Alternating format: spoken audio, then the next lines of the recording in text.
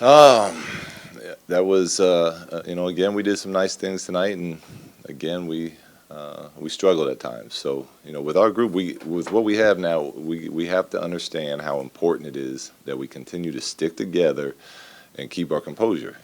And I think, we're playing good basketball, and then for whatever reason, once it really gets tough, whether that's late in the fourth quarter, the Clippers did a nice job tonight of putting in a really tough defensive-minded group out there. We give in a little bit as a team, and our body language gets off a little bit. And what we have to understand is, as a group, we're going to win and we're going to lose, and we have to stay together no matter what. Um, and that's it's something that we'll keep grinding away at and figure out. But again, we had a nice lead late in the third tonight against a really good team, and with the players we have available, we need to figure out how to hold those leads and start winning some of these games. But we'll give them tomorrow off and get back after it, try to get one on Sunday.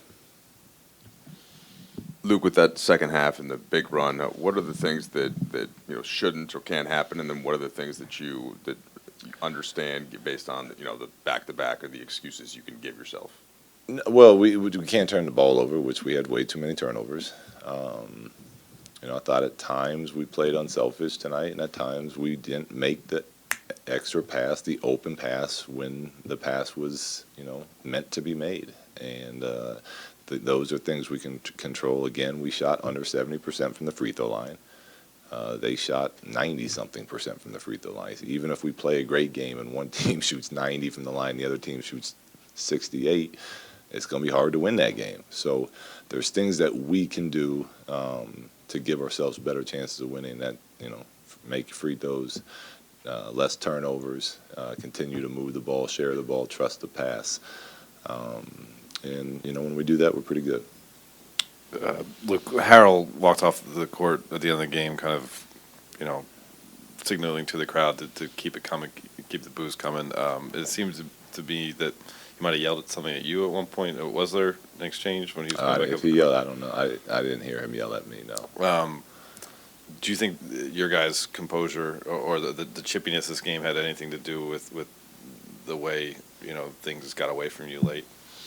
Yeah, well, I think the group that they put in, that tough-minded defensive group, is what got us out of our rhythm. I thought we did a pretty nice job against their normal rotation. Then they had Lou Will out there with those four guys that really just got up into us, whether it was bringing the ball up court, trying to get open to run a set.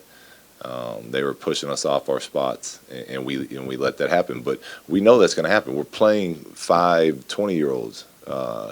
And if in a vet in this league, this is a man's league, you see young guys, you go after them physically. And we talked about it before the game. And that's going to happen. It's going to happen again. Each and every night we step out until we're ready to fight back. Until we use that pressure and we back cut them and we get some simple plays, which we had some nice ones. Josh Hart got a back cut with Zoo hit him with the pass, but the chippiness isn't, I don't think, what got us out of the game. It was those guys just being more physical than us during that stretch. Yesterday, guys were talking about how they felt like they had gone away from the game plan late in the game, and that's sort of what helped the Kings get back into it. I'm wondering if you saw any similarities today in the second half, and how much of that has to do with the fact that they're all of a sudden having to get used to playing basically without any vets again. Well, some of it is that, and some of it is, when it is the end of the fourth quarter is similar to what happened tonight when they put that group in, and that's when guys start overplaying and the defense gets extended, the pressure gets picked up. Some of it is getting back to the fundamentals offensively of V-cut your man to get him off of you. If there's a guard picking up zone 90 feet, big man come back and crack him with a screen. You know what I mean? Like these are things that that as young players you start to figure out and you'll learn, but it takes time and experience to get there. Luke, obviously they had gone on the run at the end of the third quarter. You sub in some new guys at the start of the fourth. What were you trying to get out of that group at the start of the fourth? What adjustments were you trying to make that ultimately kind of didn't get made? Well, we were trying to get some guys in there that were gonna take on that fight. I felt like they turned it up a notch, and we weren't ready to counterpunch. And I was trying to find a group that was ready to bring that back, and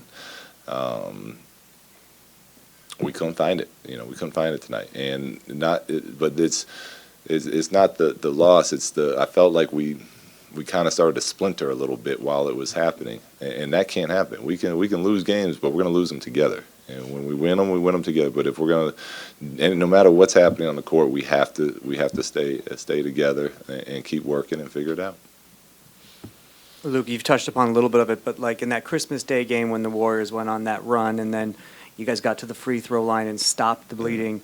Same thing with the Kings last night. You guys stopped their kind of run a little bit there, close, but tonight the Clippers just kept snowballing, I guess. It went from 22 between the third and the fourth before you got a bucket. So how do you stop that from snowballing, and what didn't you guys do that you did in those previous two games to stop those runs? Well, in the Warrior game, I thought Rondo was a huge part of that. He settled us down. They went on that big run, and he settled us down. And then Lance, hit a big three at the end of that quarter. And then our guys kind of regained our composure.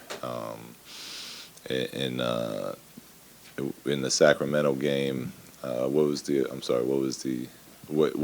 difference between? After that 3-point free throws, and then Kuz hits a big three. Yeah, well, in the Sacramento game, we kept playing. We got some good shots, and we didn't make them during that stretch. Kuz hit a big three late. But tonight, the difference I thought was their defensive intensity was big time with that group, and they were into us. They were full court. We couldn't even dribble the ball to get into sets, and they got to be stronger and tougher.